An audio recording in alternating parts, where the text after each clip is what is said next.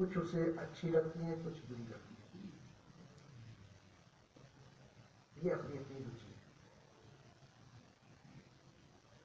बच्चे के सामने खिलौने रख दिए जाते हैं, कुछ खिलौने जल्दी टूट जाते हैं, कुछ देर तक रुकते हैं। जल्दी टूट जाने वाले खिलौने उसे ज्यादा अच्छे लगते हैं, क्योंकि उनकी जगह पर नए खिलौने आ जाएंगे। और जो खिलौने ऐसे हों जो टूटे फूटे ही नहीं, वो खिलौने में रुचि कम होगी, पुराने हो गए। कपड़े भी हम पहनते हैं, नहीं पड़ते तो उनको उतार के दूसरे को दे देते हैं।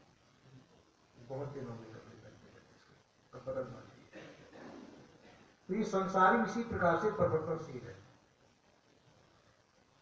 मनुष्य की रुचि भी परिवर्तनशील है, क्योंकि शरीर भौतिक है, संसार का है, और जिस मटेरियल से शरीर बना है वो सब नाशवान है, परिवर्तनशील है। तो परिवर्तनीय चीज जो होती है, ये हमारा संबंध बहुत दिनों से है, और बहुत दिनों का संबंध होने के नाते से इसमें हमारी रुचि भी है, तो बदलती रहनी चाहिए। अपने पास गाड़ी भी है, वो बदलती रहनी चाहिए, अच्छी दिखी रहे पास में, वो दिखी। इसी प्रकार से नाशवान वस्तु से प्रेम करना मानव का स्वाभाविक नाशवान वस्तु जल्दी आनी चाहिए, वो बदलनी चाहिए। तो ये चीजें अमर नहीं है। सदगुरुदेव ने कहा, अमृत वस्तु जाने नहीं, मदन भया सब। अमृत वस्तु जाने नहीं। अमृत कहते हैं कि जिसका कभी नाश न हो। पहले कभी कहते थे अमृत होता था जिसको पी करके लोग अमर हो जाते थे, परंतु अमृत कहते हैं कि जिसका कभी नाश नहीं होता। वो कोई पेय पदार्थ नहीं है। अमृत कह सकते हैं संतों के कहे हुए वचन, जिनके द्वारा हमारे अमर स्वरूप का बोध होता है। तो हमको नाशवान वस्तुओं को संसार से जानकारी होती है, संतों के द्वारा अपने अमर स्वरूप का बोध होता है।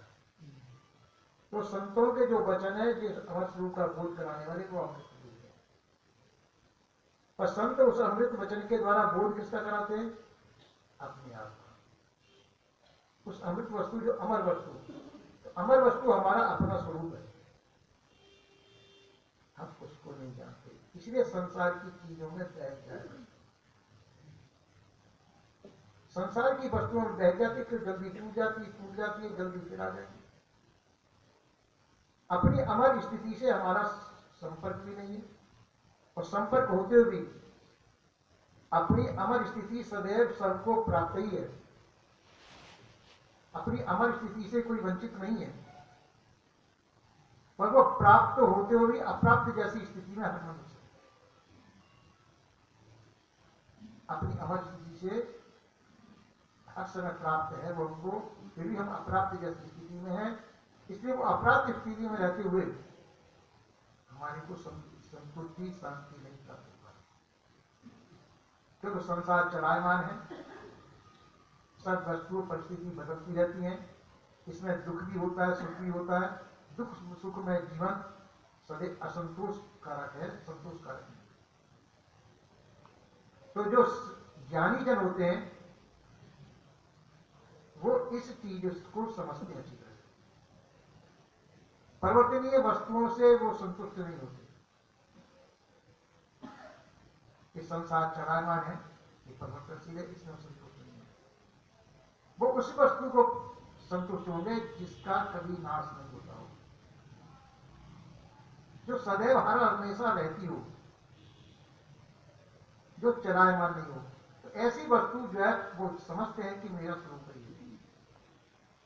मेरा स्वरूप ही वह अविनाशी वस्तु है जिसका कभी नाश नहीं होता। सदगुरुदेव ने कहा अमृत वस्तु जाने नहीं। ये मनुष्य संसार में मगन है, संसार के खेल में मगन है, क्योंकि इनको अमर स्वरूप का, अपनी अमृत वस्तु नहीं जानते, अपने अमर स्वरूप का इनको बोध नहीं है। इसलिए संसार के खेल में ये मस्त रहते हैं। और उसी को पसंद भी करते हैं, क्योंकि अपने अमर स्वरूप का गुण नहीं, तो उसमें ये मगन रहते हुए अमृत वस्तु जाने नहीं, मगन भया सब। अगर अपना अमर स्वरूप जान लिया जाए तो संसार से वो उदास हो जाएगा, संसार से उदासी आ जाएगी उसे, क्योंकि जानेगा कि संसार की चीज टूटेंगी टूटेंगी, आज है कल नहीं है, शरीर हमारा आज है कल नहीं रहेगा, इसलिए वो संसार से उदास है। तुलसीदास जी ने कहा है, उदासीन नित रहे गुसाई, खल पर हरिये स्वाद की नाई।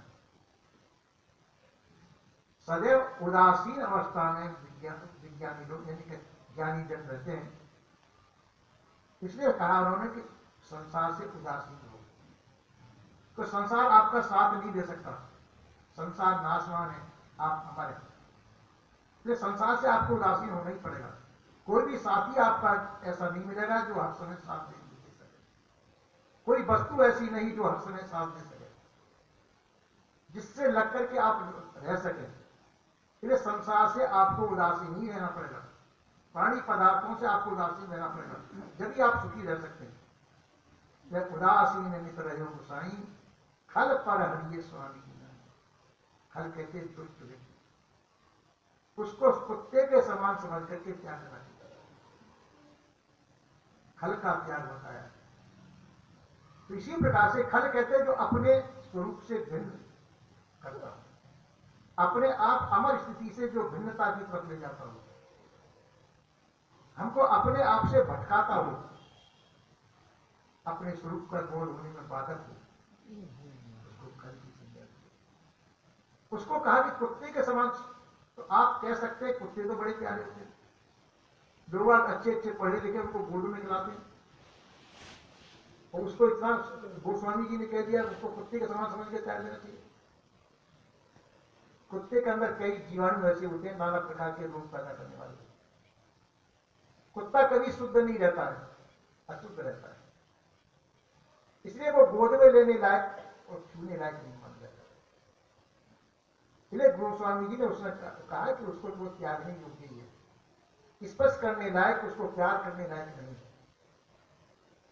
इसलिए कहा कि कुत्ते की उन्होंने उपमा दी, इस प्रकार से समझ करके हमको खल व्यक्ति को त्याग देना चाहिए, और अपनी अमर वस्तु जो सदैव गृहिणी है, जिसका कभी त्याग नहीं किया जा सकता, अपने अमर स्वरूप का कभी भी कोई व्यक्ति त्याग नहीं किया जा सकता। और संसार का त्याग होता है, शरीर का भी त्याग होगा, सब चीज परिवर्तनशील है, सब चीज का त्याग हो सकता है, अपने स्वरूप का कभी त्याग नहीं हो सकता।